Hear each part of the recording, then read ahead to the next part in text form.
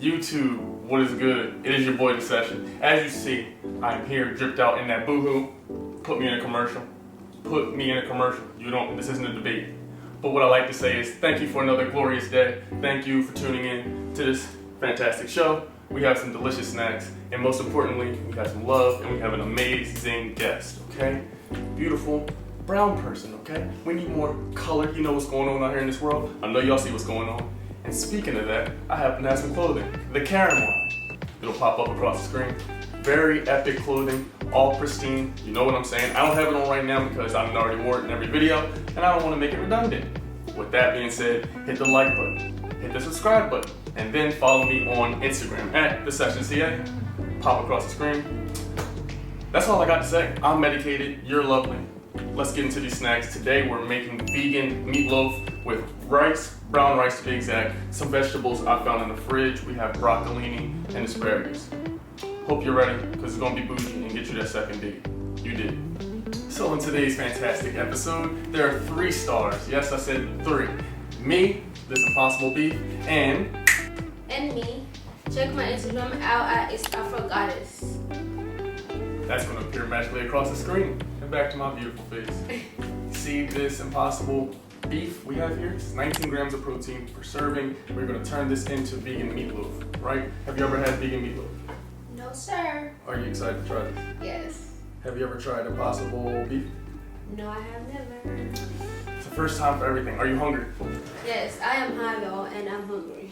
That's always a good sign. Yes. Okay, so we're gonna go over today's ingredient list. I'm medicated, so if I forget something, forgive me. We'll pop it up on the screen. We need panko breadcrumbs, asparagus, broccolini, any kind of cruciferous or green that you have in your refrigerator, use it. We're gonna have an Impossible ground beef. It can be found in your local market. Here in California, we have a place called Safeway. I guess it's safe. They have the meat. We need onion. I prefer white onion in this one. If you have a red, go for it. We have some plant milk. I'm using hazelnut because it doesn't have much sugar added. Garlic paste, some fresh oregano. And for the sauce, we're going to use ketchup and agave.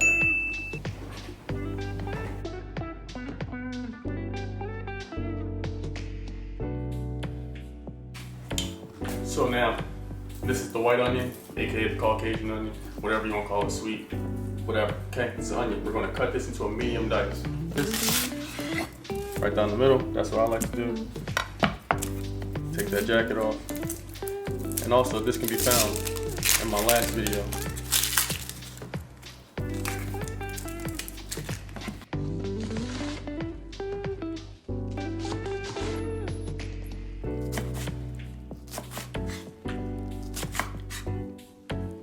So as you see, those onions are beautifully, elegantly sliced and diced by the kid here.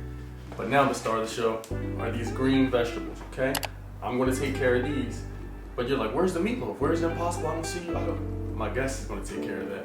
I'll let her get her hands messy because I already got onions in my eyes, okay? So I'll let her do that. Okay, now you ready to make some meatloaf? Let's do this. So let's add to the bowl the Impossible ground beef. Okay. This is 19 grams of protein per serving, you understand? So all you people who are eating those meat sausages, all you people out there eating those pork sausages. Okay, so this Impossible ground beef is 19 grams of protein per serving. Did I mention that? I hope I did. To that, we're going to add some panko breadcrumbs. Okay? So I'll add a sprinkle of that.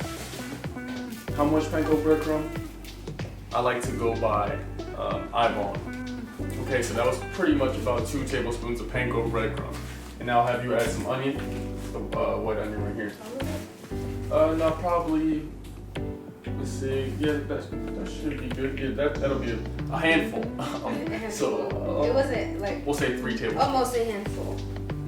Okay, so we have the onions added. Now, I just remembered that I happen to have some already cut red pepper. So come with me, if you will.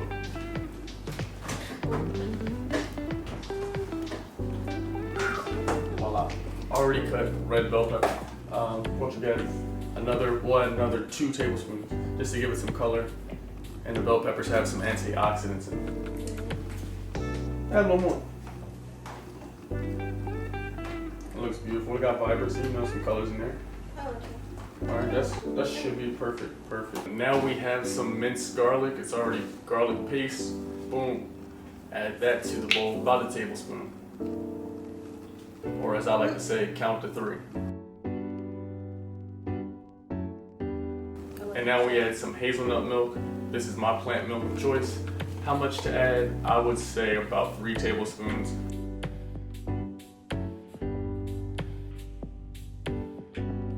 And now we have some fresh oregano, if you're bougie, or oregano. Yes, that is what oregano looks like. You want to pull backwards down the stalk, like the fantastic guest just did. Boom. Finito. And now we have some seasonings. Yes, I said seasonings. These are not optional. These are not a debate. These are seasonings. You understand? This is part of it.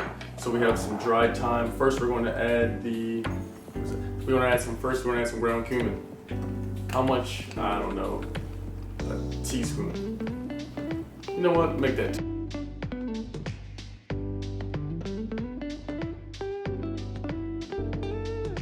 Next, we have something called the 21 Salute seasoning. I call it 21 Savage. If you're not part of the Trader Joe's gang, you do not know about this. Just add this to taste. I don't know how much to tell you. 2 teaspoons for everything. Just 2 teaspoons.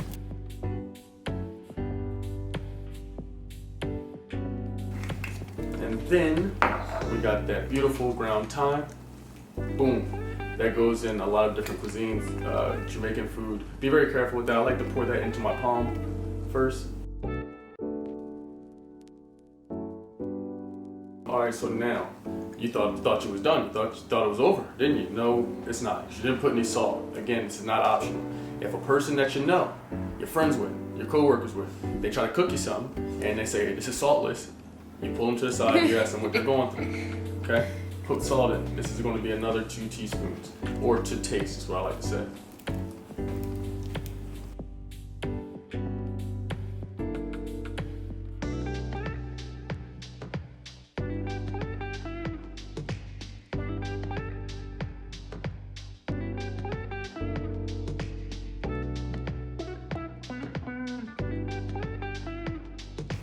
So how does it look to you? It looks good. It looks colorful, healthy. It looks meat-like. Mid-like.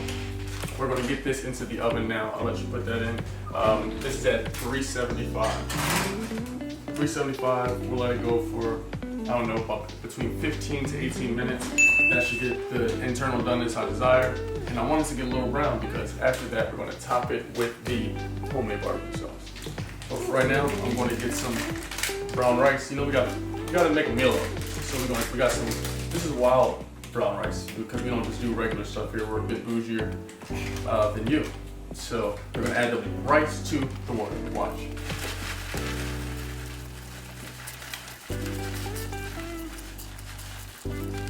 And here we have the oil that comes from olives. What we'll be doing is sauteing our vegetables. So right now I'm going to put about a tablespoon of oil in this pan. This pan is on medium-high heat, okay? So for the veg we have asparagus and we have broccolini. Why broccolini and not regular broccoli? This is more bougie. To me, I think it has different flavor as well, different texture, different bite. Looks sexier, so that's pretty much it.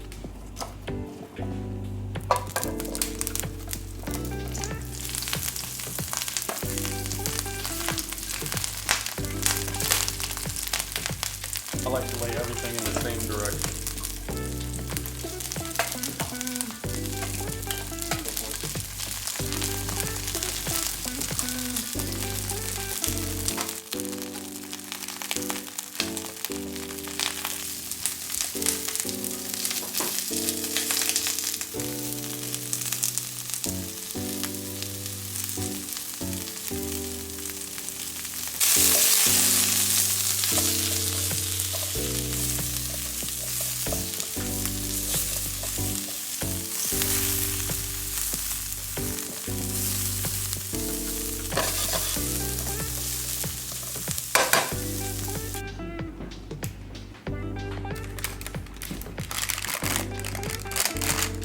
And now you'll see my lovely sous chef in that brand new merch. Wow. Ooh, ah.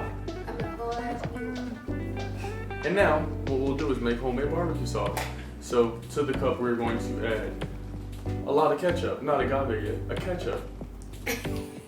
That's organic ketchup, it's upside down. We're going to add, I would say, at least a half a cup of this. You want to cook the entire meatloaf, so keep going. Okay. Perfect. And now we're going to come in with the blue organic agave. With this, we're going to add, I would say, at minimum 2 tablespoons. You really want that sweetness to come through. Damn near all that shit. Cool. And now, we're going to add some secrets, okay? These are smoked paprika. It's not plain paprika, it's that smoked smoke from Mr. Joe who trades. We're going to add some of that. I would say about a tablespoon.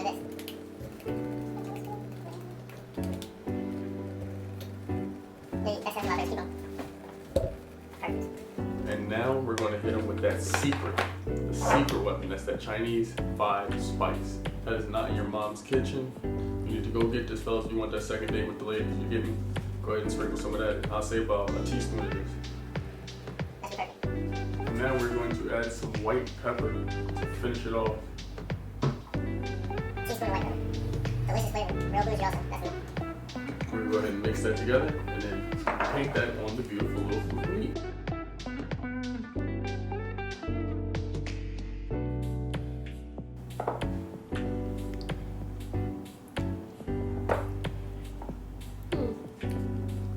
That's good.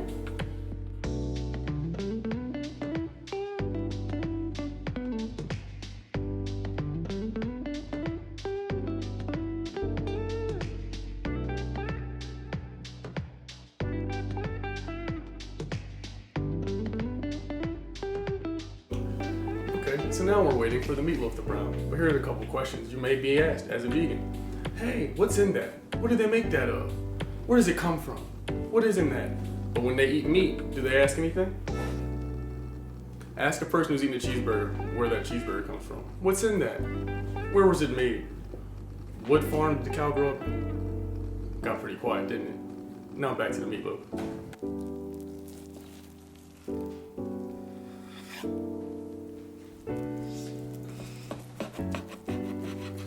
That smells like meat.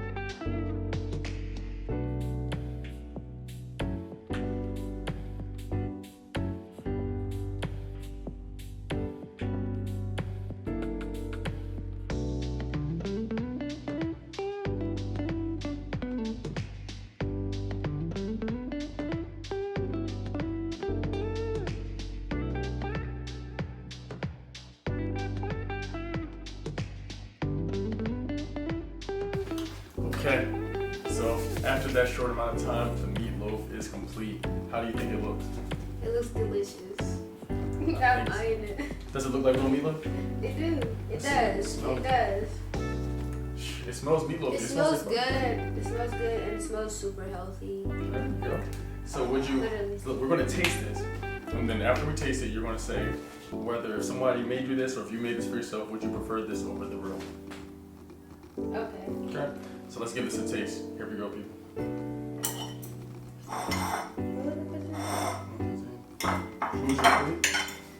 Let's see how you did. I mean, you made this. I know I get everything in my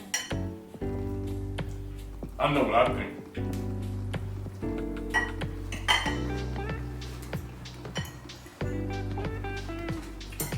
Get something better. What you think?